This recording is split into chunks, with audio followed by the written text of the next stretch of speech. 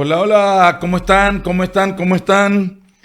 ¿Cómo están todos? ¿Cómo están todas? ¿Cómo están todos por ahí?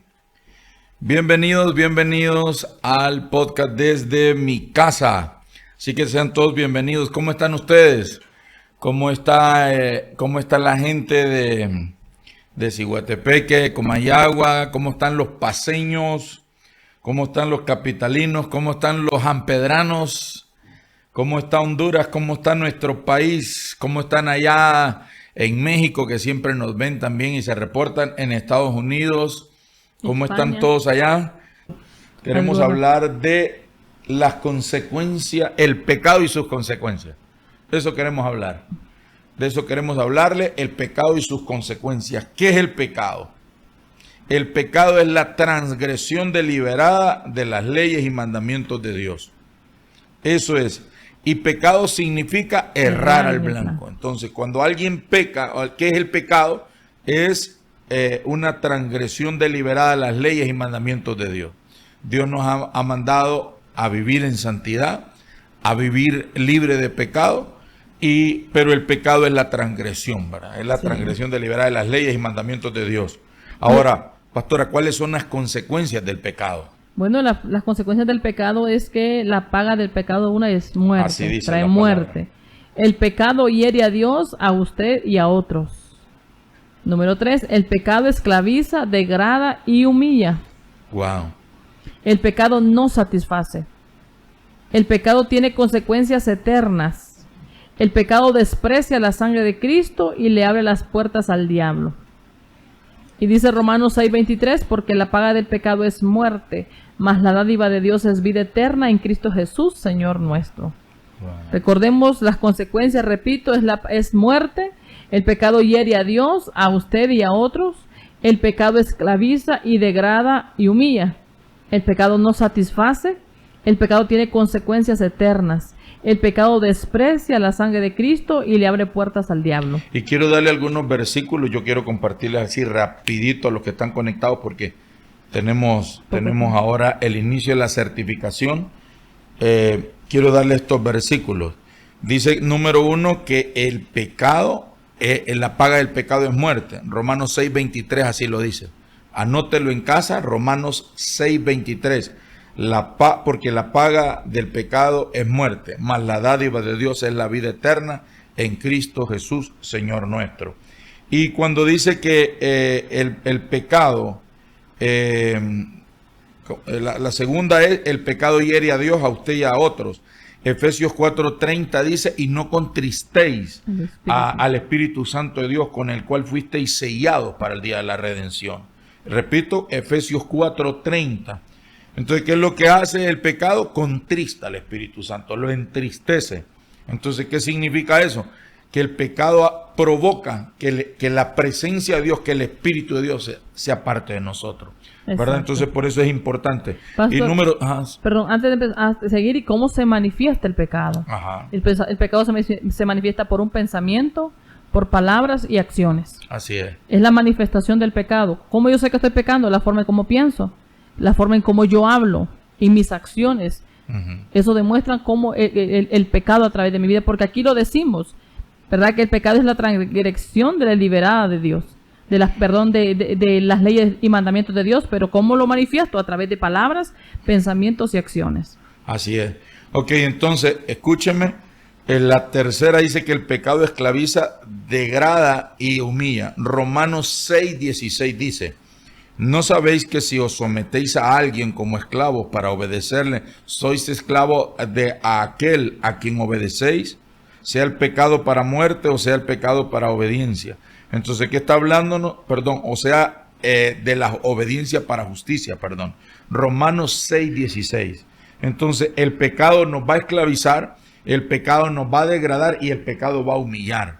¿Por qué? Porque el pecado se vuelve público. Entonces, la persona le dijo el mismo Dios a David, aunque tu pecado fue en secreto, será público. ¿Por qué? Entonces eso trae humillación a la persona, porque el pecado se vuelve público, todo el mundo se da cuenta del pecado. Exacto. Y número 4, pastora, dice, el pecado no satisface. Porque si en realidad satisfaciera, la persona peca y deja de pecar, pero como no satisface, va a crear frustración. Va a crear una, ¿cómo dijiste? Una frustración en la persona. Porque No, más que frustraciones, va a crear como un deseo de más, porque el pecado cada vez que pecas quiere más, no te sacia. El pecado no te va a satisfacer, no te va a llenar. Exacto, pero llega algún punto de frustración porque dice, o sea, probé con todo, pero nada me sacia. Claro. Entonces eso, la número 5, pastor, el pecado tiene consecuencias eternas. Apocalipsis 20:12 dice, y los libros fueron abiertos y otro libro fue abierto, el cual es el libro de la vida. Y fueron juzgados los muertos por las cosas que estaban escritas en los libros, según sus obras. Todo lo que hacemos queda escrito y seremos juzgados por cada uno de nuestros actos. Por eso dice que el pecado tiene consecuencias eternas, porque todo se escribe. Aún al oculto que nosotros hagamos está escrito, porque está oculto para el hombre, pero para Dios no. ¿Y el número 6? El pecado desprecia la sangre de Cristo y le abre puertas al diablo. Si sabemos que Jesús murió para que nuestros pecados fueran perdonados y aún así practicamos el pecado deliberadamente, estamos despreciando el sacrificio de Jesús en la cruz y su sangre preciosa. Literalmente lo estamos despreciando porque es lo que dice la palabra, que nosotros con el conocimiento pecamos. O sea, si usted sabe que mentir es pecado, usted lo sigue haciendo. Entonces toma deliberadamente y desprecia la sangre de Cristo. Y algo bien que tenemos que tomar en cuenta, hablando del pecado, es que las consecuencias del pecado van a venir. Sí o sí. Aún después del perdón. Es decir, y le voy a poner el ejemplo, 2 de Samuel, capítulo 12, versículo 10, habla del pecado del rey David. Dice que el rey David se arrepintió, pidió perdón a Dios. Pero ¿qué sucedió? El niño, como consecuencia, el niño que nació de ese adulterio murió. Tamar, su hija, fue violada por su propio hermano Amnón. Amnón asesinado por su hermano Absalón. Absalón después conspira contra su papá y muere. Y más antes de eso, Dios le dice al rey David, lo hiciste en secreto, pero tus hijos lo harán en público. Y es ahí donde dice la palabra, comieron las uvas y tus hijos tendrán las consecuencias. Amén, así es. ¿Verdad? Entonces nosotros muchas veces no vemos más adelante las consecuencias que le traemos a nuestras generaciones por causa del pecado. Yo he escuchado personas que dicen, mire, yo voy a pecar y me voy a arrepentir. Lo voy a pedir perdón a Dios después. La situación es que eso está como que usted vaya a un restaurante y usted pida todo lo que quiere y no quiera pagar la cuenta. No se puede. O sea, el pecado lo comemos y las consecuencias, las cuentas hay que pagarlas. Aunque nos arrepintamos, las cuentas hay que pagarlas. Exacto. Entonces hay gente que piensa, dice, yo voy a pecar y después me arrepiento. Eso es pecar deliberadamente, como dicen los abogados, con alevosía y ventaja. Entonces, ¿qué sucede con esto? Sucede que la situación está en que la consecuencia siempre va a estar. Quizás Dios va a perdonar el pecado, pero la consecuencia siempre viene.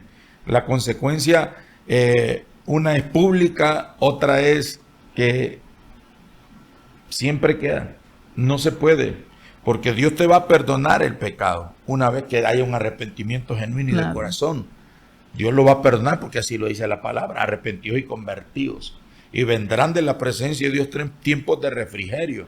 Dice que Dios va a perdonar nuestros pecados y se olvidará de ellos. Pero ojo, la consecuencia siempre va a quedar. La factura siempre hay que pagarla. Por eso dice la palabra, la paga del pecado es muerte, mas la dádiva de Dios es vida eterna en Cristo Jesús. Pastor, es literalmente, no sé si estará bien así el ejemplo que voy a poner, es como alguien que estuvo en la cárcel y le fueron tachados los papeles personales de esa persona, quedó tachado. Aunque fue perdonado, pero quedó un historial en su vida. Y tarde que temprano alguien le va a recordar a sus hijos que su papá fue así, así, así. ¿Por qué? Porque la consecuencia del pecado tiene que pagarla, aunque no la queramos.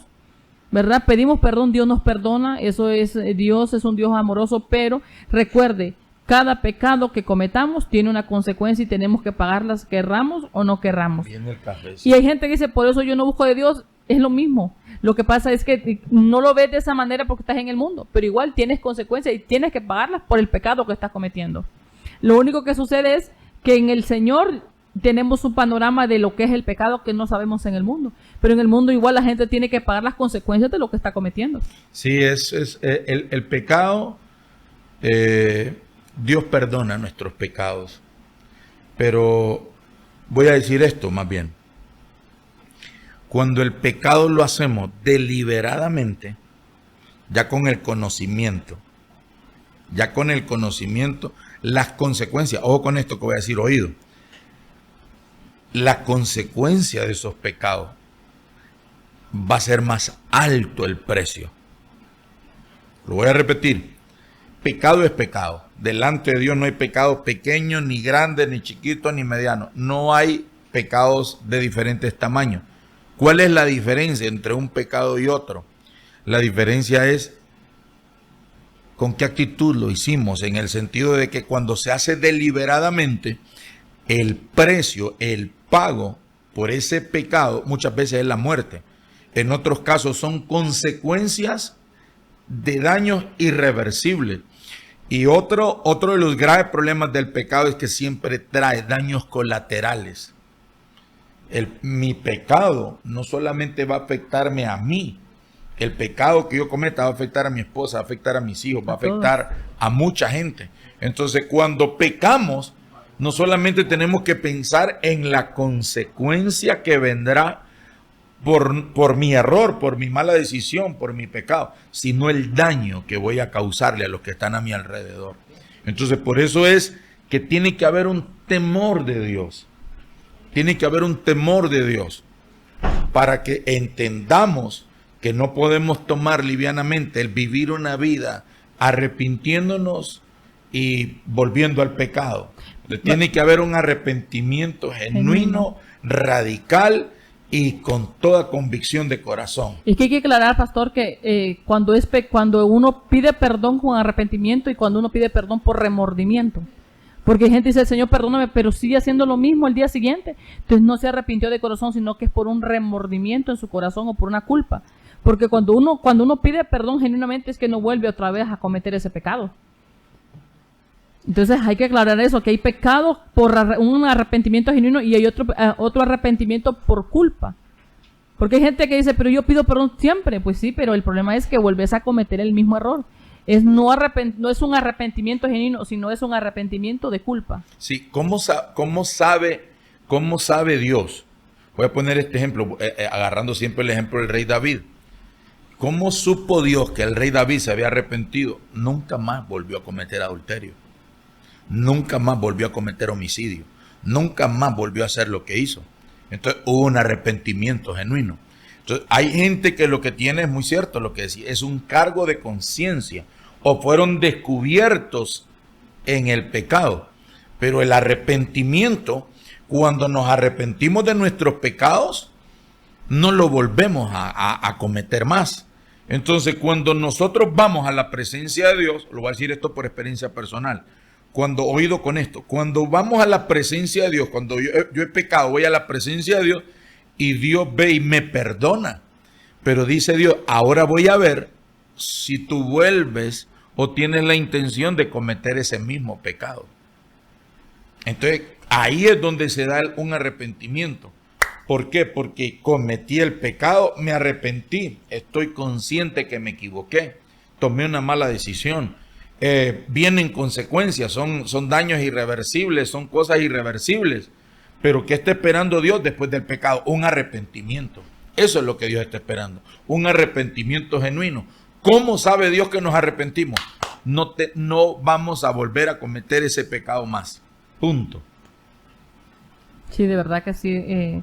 Necesitamos darnos cuenta en la posición que estamos. Recordemos, si somos hijos de Dios, nuestra postura es un arrepentimiento genuino. El hecho de que no nos vean no significa que por eso vamos a seguir haciendo lo que estamos haciendo. La palabra dice que los ojos de Dios están puestos sobre los justos en la tierra. Y es de reconocer, Señor, de verdad yo estoy en pecado, ¿verdad? De verdad me necesito arrepentirme, porque usted puede venir a la iglesia, pero eso no lo va a salvar, sino es una vida continua de arrepentimiento en cada área de nuestras vidas, porque puede ser que alguna área esté fortalecida, pero hay otra que esté débil, y en esa parte débil es donde nosotros pecamos. Y de verdad necesitamos la ayuda urgente del Espíritu Santo para que Él nos ayude y decirle, Espíritu Santo, ¿qué áreas de mi vida tienen pecados?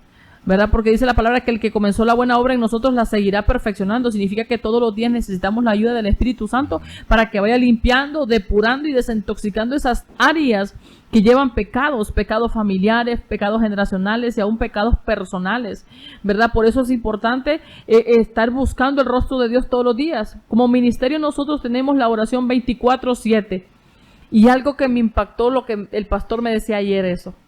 No sé si te lo dejo. No, sí. No lo quería decir porque lo quiero enseñar. Ah, bueno, entonces no lo digo.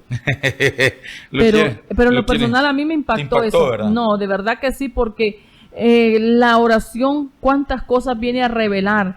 Y de verdad que desde que pusimos la oración 24/7 hemos visto, wow, de verdad lo que el Señor está haciendo. Por eso le motivo a usted. Si usted quiere ser parte de lo que Dios está trayendo, métase en la oración. Estamos orando 24. Usted puede tomar 1 hora diario. Orar por su familia, orar, intensificar la oración. Ya no son oraciones de 5, 15, 20 minutos, no, ya son oraciones más fuertes, más allá. Recordemos, hay una pelea por ganar, hay una pelea por nuestras familias, nuestros parientes, necesitamos conocer de ellos, por eso necesitamos abrir nuestro corazón y darnos cuenta que necesitamos la ayuda del Espíritu Santo. Nos vamos. Dios les bendiga a todos. En La Esperanza, en Ciguatepec, en Santiago de Puringla, en La Paz, en Comayagua, en Chinacla, en Florida, en Las Quebradas, allá en New Jersey, en Florida, donde nos hayan visto. México, que siempre nos reportan de México, de Perú también, de Argentina. Un abrazo a todos. Nos vamos. Dios les bendiga. Pendientes de nuestras transmisiones, pendientes de nuestros podcasts. Un abrazo. Hasta pronto.